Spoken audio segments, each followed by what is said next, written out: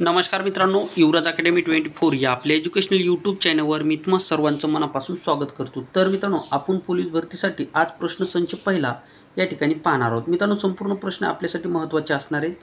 हे प्रश्न मित्रांनो परीक्षेला कुठे ना कुठेतरी विचारलेले प्रश्न आहेत। मागच्या वेळेस पोलीस भरतीला जे काही प्रश्न विचारले होते त्याच प्रश्नांमधले वेगवेगळे प्रश्न आपण या ठिकाणी घेतलेले आहेत। त्यामुळे व्हिडिओ महत्त्वाचा असणार आहे।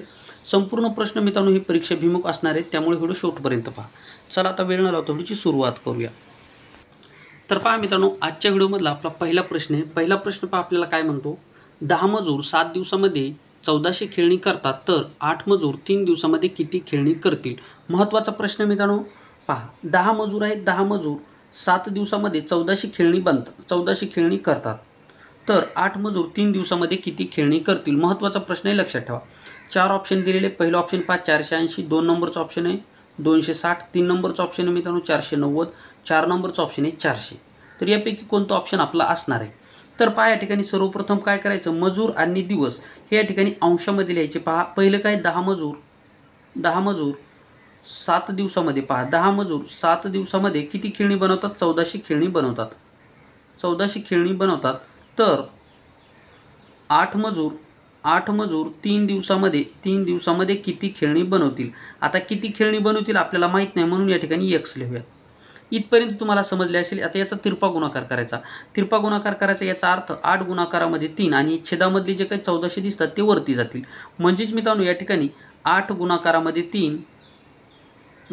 3 आणि हे जे काही 1400 आहेत हे काय जातील मित्रांनो, वरती जातील। आपण याचा तिरपा गुणाकार केला आणि आता छेदामध्ये काय येणार, तर ही x या ठिकाणी जाणार आणि या ठिकाणी काय येणार मित्रांनो, छेदामध्ये 10 गुणाकारामध्ये 7 येणार आणि हा जो काही x आहे हा x बरोबर काय जाणार मित्रांनो, इथं बरोबर समोर जाणार।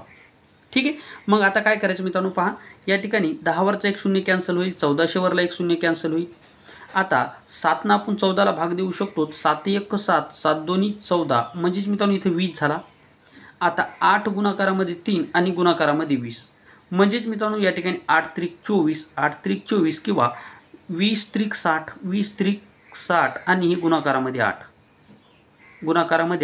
म्हणजे 8 0 0 8 सक्कुम 48 म्हणजे 480 खेळणी या ठिकाणी बनवतील। म्हणजे 10 मजूर 7 दिवसामध्ये 1400 खेळणी करतात, तर 8 मजूर 3 दिवसामध्ये किती खेळणी करतील? तर 8 मजूर 3 दिवसामध्ये एकूण 480 खेळणी करतील। किती? 480 खेळणी करतील। ऑप्शन कितीमध्ये पहा, ऑप्शन क्रमांक 1 मध्ये, म्हणून ऑप्शन क्रमांक 1 आहे मित्रांनो आपल्या प्रश्नाचं उत्तर। आशा करतो हा प्रश्न तुम्हाला व्यवस्थितरित्या समजलेला असेल। पुढचा प्रश्न पाहूयात आता। पहा 2 नंबरचा प्रश्न आपल्याला काय म्हणतो, तर 2 नंबरचा प्रश्न आपल्याला सांगतो मित्रांनो, लाल कलर घेऊयात। पहा, एका वर्गात 40 विद्यार्थ्यांच्या वयाची सरासरी 10 वर्ष आहे। त्या शिक्षकाचे वय मिळवले तर सरासरी 11 वर्ष होते, तर शिक्षकाचे वय किती? पहा, एका वर्गामध्ये किती 40 विद्यार्थी आहेत आणि त्यांच्या वयाची सरासरी 10 वर्ष आहे। आता त्यामध्ये शिक्षक आल्याच्या नंतर त्यांची सरासरी 11 वर्ष होते, तर शिक्षकाचे वय किती? अशा स्वरूपाचा प्रश्न आपल्याला विचारलेला आहे। आता काय करायचं पहा, एकूण विद्यार्थी किती आहेत मित्रांनो, विद्यार्थी आहेत 40।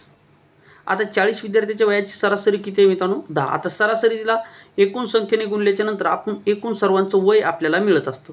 याचा अर्थ याला जर आपण 10 ने जर गुणलं तर या 40 विद्यार्थ्यांच्या सर्वांच्या वयाची बेरीज किती आहे, सरासरी 10 वर्षे। आता या एकूण विद्यार्थ्याला जर आपण या सरासरीने गुणलं तर आपल्याला संपूर्ण विद्यार्थ्याचं वय मिळणार आहे, म्हणजे 400 या ठिकाणी मिळणार आहे। 4 1 4 आणि 2 0,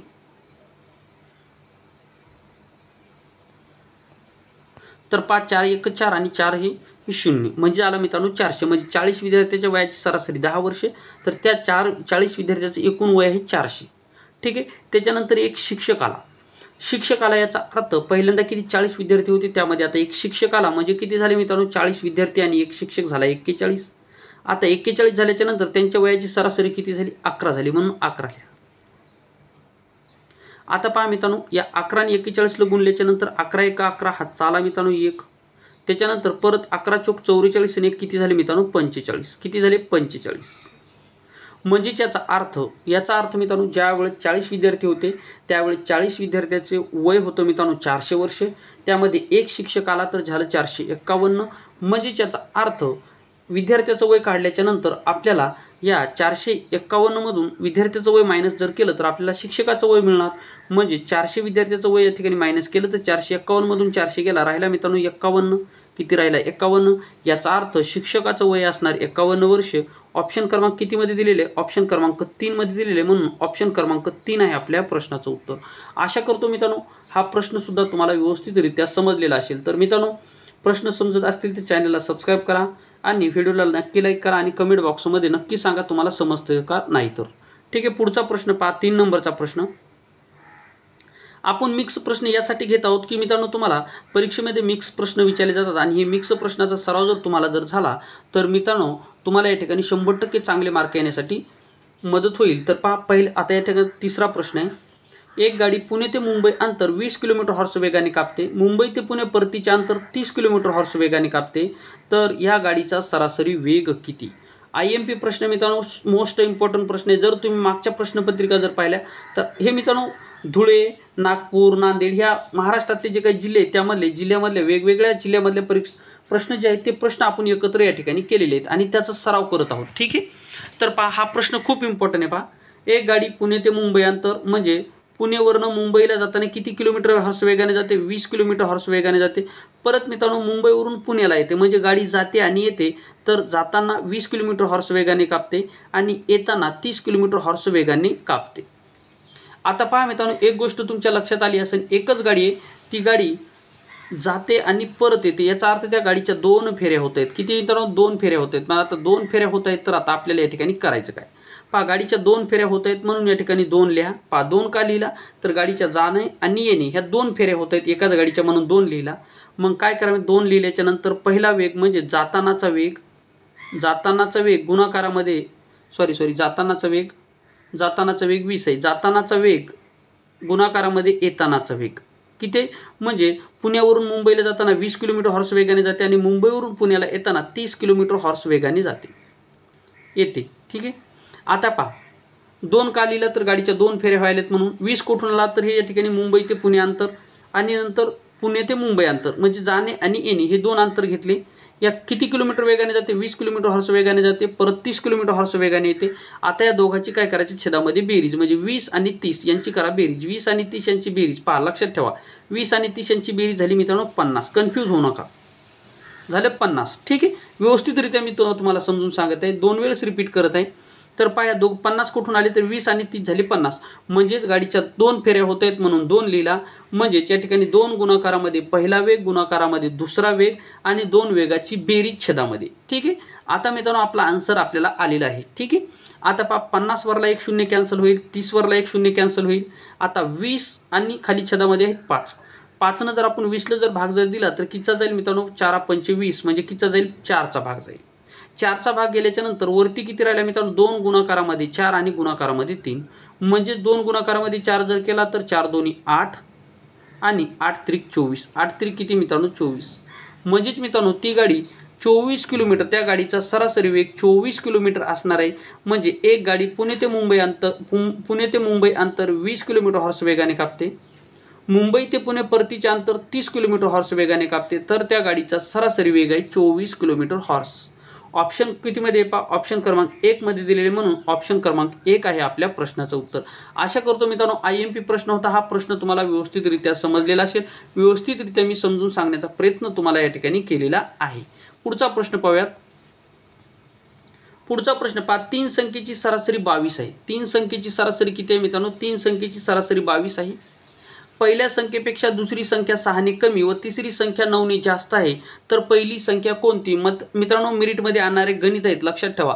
3 संख्येची सरासरी किती आहे? 22 आहे. पहिल्या संख्येपेक्षा दुसरी संख्या 6 ने कमी, पहा पहिल्या संख्येपेक्षा दुसरी संख्या 6 ने कमी व तिसरी संख्या 9 ने जास्त आहे. म्हणजे आपल्याला या ठिकाणी पहिली संख्या काढायची. मग पहिली संख्या आपल्याला माहित आहे का? नाही. मग पहिली संख्या माहित नाही म्हणून याचा अर्थ आपण पहिली संख्या x मानूयात. पहा गणित इम्पॉर्टंट आहे मित्रांनो, लक्षात ठेवा, गणित खूप इम्पॉर्टंट आहे. पहिली संख्या काय करूयात मित्रांनो? पहिली संख्या आपण x मानूयात. आता पहिली संख्या x मानल्याच्या नंतर कंडिशन काय सांगतं? पहा पहिल्या संख्येपेक्षा दुसरी संख्या 6 ने कमी आहे. याचा अर्थ दुसरी जी काही संख्या आहे मित्रांनो ती कशी आहे? तर ती 6 ने कमी आहे. याचा अर्थ x - 6. ठीक आहे, त्याच्यानंतर पहा तिसरी संख्या कशी आहे? तर तिसरी संख्या 9 ने जास्त आहे. म्हणजे पहिल्या संख्येपेक्षा तिसरी संख्या 9 ने जास्त आहे. जास्त आहे म्हणजेच प्लस.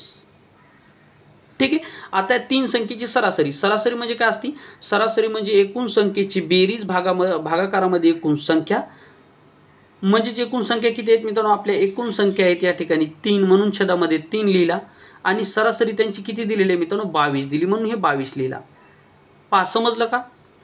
पहिल्या संख्येपेक्षा दुसरी संख्या 6 ने कमी आहे, म्हणजे पहिली संख्या माहित नाही, पहिली संख्या x घेतली, दुसरी संख्या पहिल्या संख्येपेक्षा x 6 ने कमी, म्हणजेच x मधून 6 गेला म्हणजे ती 6 ने कमी होणार, आणि तिसरी संख्या पहिल्या संख्येपेक्षा 9 ने जास्त आहे, म्हणजे x मध्ये आपण 9 मिळवला तर ती 9 ने जास्त असणार। पहिली संख्या माहित नाही म्हणून आपण x घेतला। आता या तिन्ही संख्येची आपण बेरीज केली, बेरीज केल्याच्या नंतर छेदामध्ये एकूण 3 संख्या आहेत म्हणून 3 लिहिला आणि समोर त्याची सरासरी आपल्याला गणितामध्ये दिलेली 22 म्हणून 22 लिहिला। आता हे जे काही छेदामध्ये 3 दिसतात इकडे गेल्याच्या नंतर हे गुणाकारामध्ये जातील, गुणाकारामध्ये जातील, याचा अर्थ 22 गुणाकारामध्ये 3 जर केला तर किती येणार मित्रांनो, 66 येणार। किती येणार, 66 येणार। आणि या 3x 1 2 आणि 3x, या 3x काय होणार मित्रांनो, 3x होणार, लक्ष द्या, हे 3x होणार, बरोबर बरोबर। आता हे 3 तर समोर गेलेले ना, हे 3x होणार, 3x झाल्याच्या नंतर मित्रांनो पहा -6 आणि +9, मायनस प्लस का होतं मित्रांनो, मायनस होतं आणि मोठ्या संख्येचं चिन्ह त्याला लागतं। मग मला सांगा आता -6 मधून -6 मधून +9, याचा अर्थ मोठी संख्या कोणती, प्लस आहे, म्हणजे याचा अर्थ 6 मधून या 9 मधून 3 गेला, किती राहिला, 9 मधून 6 गेला, किती राहिला मित्रांनो, 3 राहिला, किती राहिला, 3 राहिला। ठीक आहे, हा 3 राहिला। आता 3 राहिल्याच्या नंतर आपल्याला करायचं काय, हे 3 राहिला, याच्यामधून पहा किती राहिला मित्रांनो, 3 राहिला। 3 राहिल्याच्या नंतर हे जे काय पुढे तुम्हाला 66 दिसत आहेत, हे जे काय पुढे 66 तुम्हाला दिसत आहे, हे 66 लिहून टाका मग। ठीक आहे, म्हणजे मित्रांनो या ठिकाणी प्लस प्लस आलं, सॉरी, या ठिकाणी प्लसचं चिन्ह, मोठ्या संख्येचं चिन्ह द्यायचं राहिलं आपलं, मोठ्या संख्येचं चिन्ह काय मित्रांनो, प्लस आहे। प्लस किती झाला या ठिकाणी, 3 झाला। प्लस 3 झाल्याच्या नंतर बरोबर किती झाला मित्रांनो, हे 66 झाला। आता 66 का झाला, कारण की हे 3 इकडे गेले, या 22 सोबत गुणाकार झाला म्हणून 66 झाला। मग आता पहा, लक्षात ठेवा, आता 3x + 3 3x + 3 बरोबर 66, म्हणजे हे जे काही 3 तुम्हाला प्लसमध्ये इकडे गेल्याच्या नंतर पहा कलर चेंज करतो, तुम्हाला समजणार नाही म्हणून पहा या ठिकाणी कलर मी चेंज करत आहे, कलर चेंज करतो म्हणजे तुम्हाला समजेल। आता हे जे काही 3 तुम्हाला दिसत आहेत, हे 3 इकडे गेल्याच्या नंतर काय प्लस मधले मायनस मध्ये जातील, याचा अर्थ काय होईल मित्रांनो, 3x बरोबर काय होईल मित्रांनो, 63 होईल, 63 होईल। का 63 होईल, कारण की हे 3 प्लस मध्ये इकडे गेल्याच्या नंतर मायनस मध्ये गेले, म्हणजे 66 मधून 3 गेला, 63 राहिला। आता 3 हे भागाकारामध्ये इकडे गेल्याच्या नंतर गुणाकारामध्ये जातील, इकडे गुणाकारामध्ये 3x म्हणजे या दोघांच्या मध्ये कोणतं चिन्ह नाही, याचा अर्थ इथे गुणाकाराचं चिन्ह आहे, मग गुणाकाराचं पक्षांतर इकडे केल्याच्या नंतर भागाकारामध्ये जाईल, म्हणजे 3 इथे येतील, 3 इथं आल्याच्या नंतर आता होईल काय, 3 1 3 3 2 6 आणि 3 1 3, म्हणजे x बरोबर किती आलं मित्रांनो, 21 आलं। x बरोबर किती आलं, 21 आलं। म्हणजेच याचा अर्थ आपण पहिली संख्या काय मानली होती मित्रांनो, x मानली होती, मग x बरोबर किती, 21 आलं। म्हणजे आपल्याला विचारली काय पहिली संख्या कोणती, तर पहिली संख्या आहे मित्रांनो 21, ऑप्शन क्रमांक 3 मध्ये दिलेले आहे, म्हणून ऑप्शन क्रमांक 3 आहे आपल्या प्रश्नाचं उत्तर। मित्रांनो प्रश्न तुम्हाला थोडेसे अवघड वाटत असतील, परंतु हे प्रश्न मेरिटमध्ये घेऊन जाणार आहे, सराव जर केला तर मित्रांनो काहीच अवघड नाही, सराव जर केला तर काहीच अवघड नाही। पहा गणित हा विषय प्रॅक्टिकलचा आहे, जर तुम्ही जेवढी प्रॅक्टिकल जास्ती कराल तेवढा मित्रांनो तुम्हाला त्याचा फायदा होईल। ठीक आहे, त्यामुळे व्यवस्थितरित्या मी समजून सांगण्याचा प्रयत्न या ठिकाणी केलेला आहे, तरी सुद्धा कमेंट बॉक्समध्ये मला नक्की सांगा, कारण की मित्रांनो तुमची कमेंट या ठिकाणी मला कशा पद्धतीने शिकवायचे हे मला शिकून जाते, त्यामुळे तुमची कमेंट माझ्यासाठी खूप आणि खूप महत्त्वाची आहे, त्यामुळे कमेंट नक्की करा मित्रांनो। ठीक आहे, आता हा प्रश्न तुम्हाला व्यवस्थितरित्या समजलेला असेल।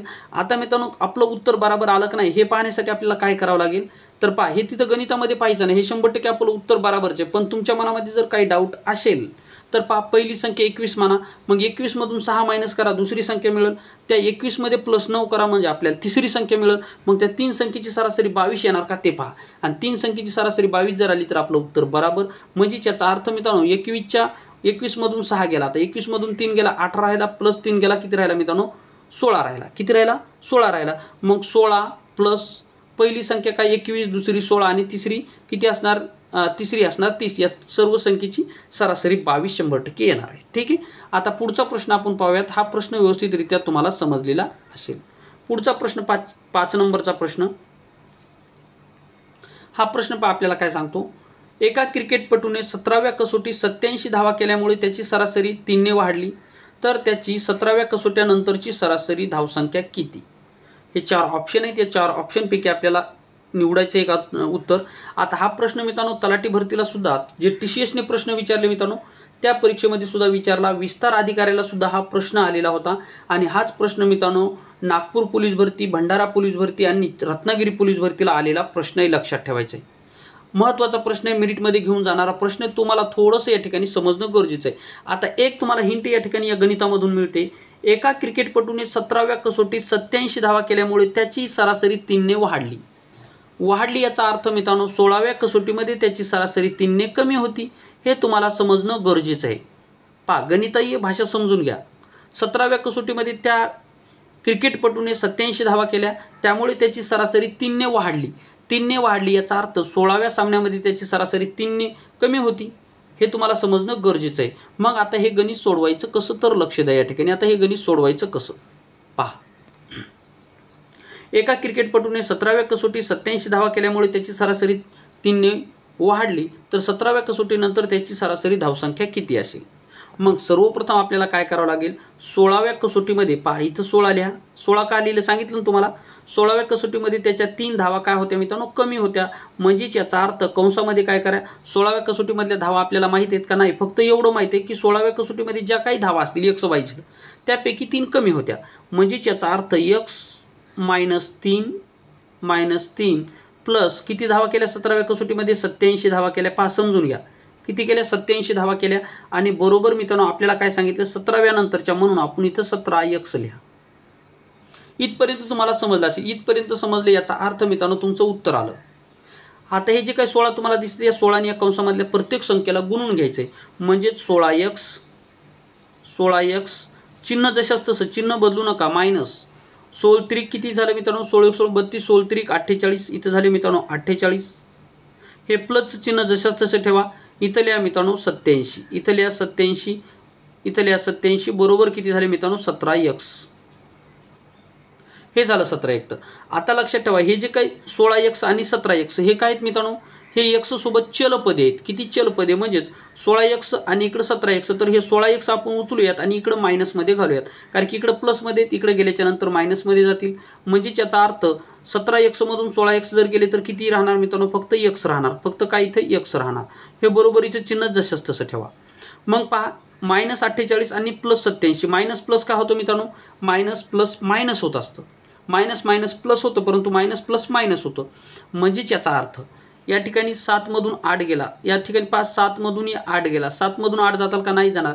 म्हणजे 8 मधला एक इथं जर दिला हातचा तर किती झाली इथं 17. 17 मधून 8 गेला 9 राहिला. 17 मधून 8 गेला 9 राहिला. आणि या ठिकाणी 8 मधला हातचा इथं दिला होता, म्हणजे 8च्या ठिकाणी 7 झाला. म्हणजे 7 मधून 4 गेला 3 राहिला. 7 मधून 4 गेला 3 राहिला. याचाच अर्थ x बरोबर किती आलं मित्रांनो, 39. x बरोबर आलं 39. म्हणजेच याचा अर्थ 17व्या कसोट्यानंतर त्याची धावसंख्या किती, तर ती असणार 39. ऑप्शन क्रमांक 4 मध्ये दिलेले, म्हणून ऑप्शन क्रमांक 4 आहे मित्रांनो आपल्या या प्रश्नाचं उत्तर. आशा करतो हा सुद्धा प्रश्न तुम्हाला व्यवस्थितरित्या समजलेला असेल, कारण की मित्रांनो हा प्रश्न परीक्षेमध्ये खूप वेळेस विचारलेला आहे. यामध्ये जे काय आपण गणित सोडवले तर हे गणित मित्रांनो संपूर्ण इम्पॉर्टंट होतं आणि व्यवस्थितरित्या आपण सोडवलेलं आहे. जर हे तुम्हाला व्यवस्थितरित्या समजत असेल तर कमेंट बॉक्समध्ये नक्की सांगा. IMP प्रश्न मित्रांनो, संपूर्ण प्रश्न हे मित्रांनो तुमच्यासाठी IMP आहेत. अशा प्रकारे जर तुम्ही सराव जर केला तर 100% मी सांगतो तुमचं स्वप्न इतक्या दिवसापासून हुकत असेल, परंतु 100% आगामी काळामध्ये होणाऱ्या परीक्षेमध्ये तुम्हाला मेरिटपासून कोणी रोखू शकत नाही. जर असे प्रश्न केले आणि एक ना एक दिवस तुम्ही चांगला सराव करा मित्रांनो, 100% यश तुम्हाला मिळणार आहे. आणि हा सब्जेक्ट सरावाचा आहे, त्यामुळे मित्रांनो जास्तीत जास्त याचा सराव करा. ठीक आहे, हा प्रश्न सुद्धा तुम्हाला व्यवस्थितरित्या समजलेला असेल. पुढचा प्रश्न पाहता 6 नंबरचा प्रश्न हा होमवर्कच्या स्वरूपामध्ये तुम्हाला दिलेला आहे. तर आशा करतो मित्रांनो या प्रश्नाचं उत्तर तुम्ही मला कमेंट बॉक्समध्ये नक्की सांगा.